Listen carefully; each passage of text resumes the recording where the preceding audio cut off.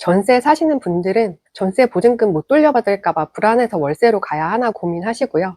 월세 사시는 분들은 자꾸 월세가 오르니까 비용 부담 때문에 전세를 고민하시더라고요. 이사를 가야 하는데 아직 결정 못 하신 분들을 위해서 뭐가 더 나은지 두 가지로 요약해 보면요. 먼저 금액적인 부분은 전세가 월세보다 38만 원에서 102만 원 정도 더 쌉니다. 모아놓은 돈이 5천만 원이라고 했을 때 거주기간 2년을 기준으로 전세는 4% 이자로 2억을 대출받아서 2억 5천으로 계약하는 경우랑 월세는 1000에 70으로 계약하는 경우 중에 어떤 게 더 저렴한지를 비교해 본 거예요. 뭐 2년에 100만 원? 이 정도면 한 달에 5만 원 정도 차이밖에 안 된다고 생각하실 수도 있는데요. 대출 이자가 4%가 아니라 2%로 바꿔보면 2년 기준으로 전세가 월세보다 최소 820만 원에서 900만 원 정도 덜 들어갑니다. 한 달에 거의 3, 40만 원 정도를 아낄 수 있는 돈이니까 꽤 큰 돈이죠. 두 번째로 전세와 월세의 장단점을 요약해 보면요. 전세의 가장 큰 단점은 많이들 아시겠지만 전세 사기 당했을 때 또는 역전세 났을 때 보증금을 받기가 어렵고요. 세입자가 안 구해지면 이사를 나가기가 어렵다는 거예요. 월세의 가장 큰 단점은 월세가 매년 5%씩 오를 수 있다는 점. 월세가 70만 원이라면 올해 3만 6천 원 정도 오르는 거죠. 1년이면 43만 원 정도 오르는 겁니다. 반면 전세의 장점은 정부 지원 대출을 받거나 신용도가 좋거나 복지가 좋은 직장에 다닌다면 전세 대출 이자가 월세보다 훨씬 싸기 때문에 월 고정 지출을 아낄 수 있습니다. 반면 월세의 가장 큰 장점은 묶이는 돈이 적기 때문에 돈을 불릴 수 있다는 거죠. 그래서 뭐가 더 낫냐고요? 전세 사기 같은 정신적 리스크가 너무 싫다면 월세가 낫고요. 보증보험이 가입이 되면 어찌됐든 보증금을 돌려받을 수는 있거든요. 근데 3, 4개월 동안 육체적으로, 정신적으로 고통이 진짜 엄청날 수 있어요. 근데 만약에 매월 나가는 고정비를 줄이는 게 1순위라면 전세가 낫습니다. 근데 만약에 고정비를 줄이는 것보다 당장 돈을 불리는 게 더 중요하다 생각하시는 분들, 몇 년 안에 적극적으로 돈을 좀 모아보고 싶은 재테크에 관심이 많은 분들이라면 월세가 낫습니다. 아직도 결정하기 어려우세요? 그렇다면 좀 더 결정하기 쉽게 하나하나 제대로 알려드릴 테니까요. 지금부터 좀 더 집중해 주시고요. 이 영상이 이사 준비 세 번째 에피소드거든요. 이사를 자주 다니지만 매번 좀 만족스럽지 못한다거나 처음으로 독립을 한다던가 처음 이사를 가야 하는데 뭐부터 해야 될지 하나도 모르겠고 그래서 이사를 좀 잘 가고 싶으신 분들은 이 영상 구독하셔서 앞으로 올라오는 영상을 쭉 보시면서 차근차근 잘 준비해 보시기를 바랍니다. 그럼 지금부터 전월세 뭐가 다른 건지 하나하나 뜯어볼게요. 먼저 얼마가 들어가는지 비용에 대해서 상세하게 살펴볼 건데요. 그 전에 퀴즈 하나 내볼게요. 제가 왜 전세 2억 5천, 월세 1000에 70만 원을 기준으로 비교했을까요? 바로 2024년 서울의 평균 전세가와 월세가이기 때문인데요.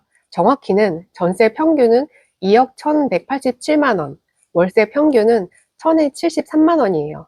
근데 월세를 전세로 전환했을 때, 전세를 월세로 전환했을 때의 비용을 감안해서 2억 5천과 70만 원으로 책정했고요. 관련해서는 뒷부분에서 좀 더 자세하게 다룰 건데요. 궁금해하실 것 같아서 가장 비싼 곳하고 가장 저렴한 곳만 먼저 알려드리면 평균 전세가가 가장 비싼 곳은 서초구였고요. 약 2억 8천만 원이라고 합니다. 가장 싼 곳은 노원구이고요. 평균 월세가 가장 비싼 곳은 강남구 103만 원이었고요.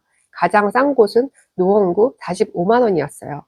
똑같은 서울인데도 두 배나 차이가 난다는 게 지금 보시는 화면은 전세 2억 5천으로 이사 갔을 때 하고 월세 1000에 70으로 이사 갔을 때 2년 동안 들어가는 비용에 대해서 정리를 한 표인데요. 지금까지 모아놓은 돈이 5천만 원이라고 했을 때 2억 5천짜리 집으로 이사를 가려면 2억 원을 대출을 받아야 되겠죠? 먼저 고정 지출을 비교해 보면요. 대출 이율이 4%라고 가정을 했을 때 월에 이자가 66만 7천 원 정도 나가고요. 월세는 고정된 비용이니까 매달 70만 원씩 나가는 거죠. 부대 비용은 대출을 받을 때 내야 되는 인지세 10만 원 하고 보증보험을 가입하게 되면 가입비 65만 원을 더해서 75만 원이 들어갑니다. 가입비는 고정은 아니고 보증금의 액수에 비례해서 달라지는 금액이에요. 전세 보증금 2억 5천이면 65만 원 정도가 나오더라고요.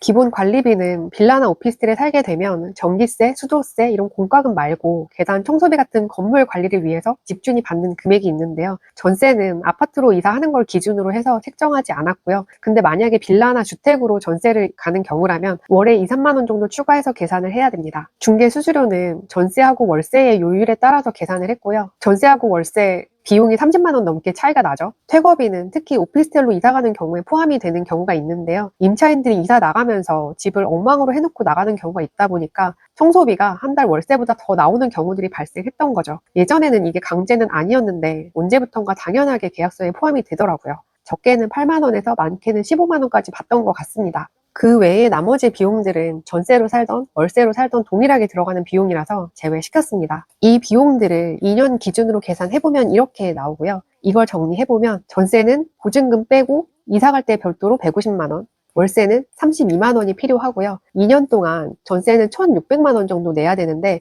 월세는 1,800에서 1,872만 원 정도를 내야 됩니다. 이사를 나갈 때는 전세는 내는 돈은 없고 월세는 퇴거비를 내야 됩니다. 그래서 총 정리해보면 전세는 1,750만 원, 월세는 1,840만 원에서 1,920만 원 정도를 내야 되네요. 최소 90만 원에서 최대 170만 원 정도 차이가 나죠. 근데 여기에 하나가 빠졌어요. 내 자산이 5천만 원이라고 했을 때 전세로 이사 가면 이 돈을 다 써야 되는데 월세로 이사 가면 4천만 원의 여유 자금이 생기게 되는 거죠. 이 돈을 연에 1% 이자를 주는 적금에 넣어놨다고 치면 2년 후에 약 68만 원 정도의 이자를 받을 수 있게 되고요. 이 돈까지 합쳐서 다시 계산을 해보면 전세가 월세보다 20만 원에서 100만 원 정도 더 아낄 수 있게 되는 거죠. 근데 여기에 대출 이자를 바꿔볼게요. 정부 지원 대출이나 복지 좋은 회사에 다니시는 분들은 4%보다 훨씬 낮은 금리로 대출을 받을 수 있거든요. 평균치로 해서 2% 정도만 설정해 보면 금액이 이만큼 차이 나게 됩니다. 2년 동안 8,900 정도를 아낄 수 있다면 꽤 큰 차이가 나겠죠. 아까 제가 서울의 평균 전세하고 월세를 잠깐 말씀드렸었는데요. 통계청 자료를 바탕으로 서울의 전 지역의 평균 시세를 비용별로 좀 정리를 해봤어요. 월세 비싼 순으로 먼저 정리를 해봤고요. 강남구가 압도적이죠. 월세 100만 원. 의외로 송파나 성동구는 월세가 비싸지는 않더라고요. 그리고 서초구도 강남구보다는 2, 30만 원 정도 저렴하네요. 다음은 전세 비싼 순이에요. 서초구는 월세는 비싸지 않은데 전세가 완전 높은 편이네요. 2억 4천만 원. 집 알아보실 때 참고하시면 도움이 좀 되겠죠? 지금까지는 비용에 대한 부분을 알아봤고요. 이번에는 전세하고 월세의 장단점을 좀 정리해 볼게요. 보증금에 대해서는 뭐 비교해 보나 마나죠. 전세는 보증금을 못 돌려받을 수 있는 리스크가 정말 커요. 물론 보증보험을 통해서 보증금을 돌려받을 수는 있는데 등기 설정하고 보증보험 신청하려면 또 엄청난 서류를 준비해야 되거든요. 여기에 소요되는 시간, 여기저기 쫓아다녀야 되고 집주인하고 실갱이 하다 보면 또 스트레스 엄청 받겠죠. 이런 것들을 최대 3개월 동안 견뎌야 됩니다. 금전적인 리스크보다 정신적인 리스크가 더 큰 것 같아요. 어떤 분은 이렇게 말씀하시더라고요. 전세 사기를 100%안 당하는 방법. 전세 안 살면 된다고. 정말 맞는 말이죠. 계약을 갱신할 때는 전세는 나중에 돌려받긴 하지만 보증금의 5%이기 때문에 최대 1,250만 원까지 올릴 수 있는 거예요. 전세 대출을 연장은 할 수 있는데 비용을 올려서 대출을 갱신할 수는 없거든요. 그 집에 계속 살려면 어찌 보면 2년 동안 1,000만 원을 준비해야 되는 거죠. 월세는 대부분의 집주인들이 보증금보다 월세를 올리거든요. 월세 70만 원이면 5% 올린다고 했을 때 월에 3만 원 정도를 더 내야 돼요. 1년 기준으로 36만 원이니까 2년이면 한 달치 월세를 더 내야 되는 거죠. 전세는 어차피 돌려받긴 하지만 준비가 안 돼 있으면 부담되는 금액이긴 하죠. 계약이 만기가 돼서 이사를 나가려고 하면 대부분의 집주인은 새로운 임차인한테 받아서 보증금을 주는 거예요. 근데 세입자가 안 구해지면 집주인은 돈이 없어서 보증금을 못 돌려주는 거죠. 이런 경우를 대비해서 전세금 반환 대출이라는 게 있는데요. 말 그대로 임차인에게 전세 보증금을 돌려주기 위한 대출이 있어요. 근데 집주인들이 웬만하면 잘 안 받으려고 하거든요. 그래서 보증보험이 아니면 세입자가 안 구해졌을 때 보증금을 돌려받는 게 쉽지는 않아요. 근데 월세는 보증금이 크지 않으니까 못 돌려주는 집주인도 있지만 돌려주는 집주인들도 있거든요. 좀 여유가 있는 분들은 집주인한테 보증금을 못 받아도 일단 이사는 가죠. 전입신고만 안 빼면 문제는 없거든요. 이렇게만 보면 월세가 답인 것 같죠. 비용적인 부분이랑 장단점을 감안해서 전체적으로 정리를 해보면요. 전세는 보증보험이 있기 때문에 문제가 생겨도 비용적인 손실이 발생하지는 않아요. 그리고 저렴한 대출로 이자를 받을 수 있으면 고정비를 아낄 수 있기 때문에 월세보다 돈을 더 모을 수 있어요. 반면에 월세는 전세처럼 보증금을 떼일 리스크는 없지만 계약을 갱신할 경우에 고정비가 무조건 늘어나게 되죠. 이게 싫어서 이사를 가려고 하면 중개비나 이사비 이런 게 추가로 발생을 하기 때문에 계약을 갱신하던 이사를 가던 늘어나는 비용은 거의 비슷하다고 생각해 주시면 돼요. 근데 만약에 재테크를 내가 잘한다면 전세 살면서 아끼는 돈보다 더 많은 돈을 모을 수도 있어요. 그래서 정리해보면 돈을 좀 적극적으로 모으고 싶은데 재테크를 좀 잘 하실 수 있는 분들은 월세로 가는 게 낫습니다. 근데 재테크 1도 모른다? 그럼 차라리 전세로 가는 게 낫습니다. 결론이 너무 뻔한가요? 그래도 이렇게 비교하니까 뇌피셜로 그냥 그러겠거니 하는 것보다 조금은 더 확신을 가지고 선택하실 수 있을 거예요. 근데요, 여유자금이 4천 정도 생기면 과연 잘 모을 수 있을까요? 사람 마음이 그렇지는 않더라고요. SNS에 떠도는 정보도 너무 많고, 부동산, 주식, 코인, 금, ETF, 투자할 수 있는 분야도 너무 많아서 스스로 확고한 기준이 없고 내가 알고 있는 정보에 확신이 없으면 내가 원하는 만큼의 수익이 나지 않았을 때 정말 멘탈이 나가게 되더라고요. 이 영상을 보신다면 이미 이런 부분에서 기준이 있다고 보기에는, 지식이 있다고 보기에는 어려울 것 같아요. 그렇다면 2년 정도 돈을 좀 더 모을 수 있는 전세로 이사를 가신 후에 2년 동안 정말 확실하게 재테크 공부하셔서 그때까지 모은 자금으로 그 이후에 투자를 시도한다면 더 안전하게 자산을 모을 수 있지 않을까요?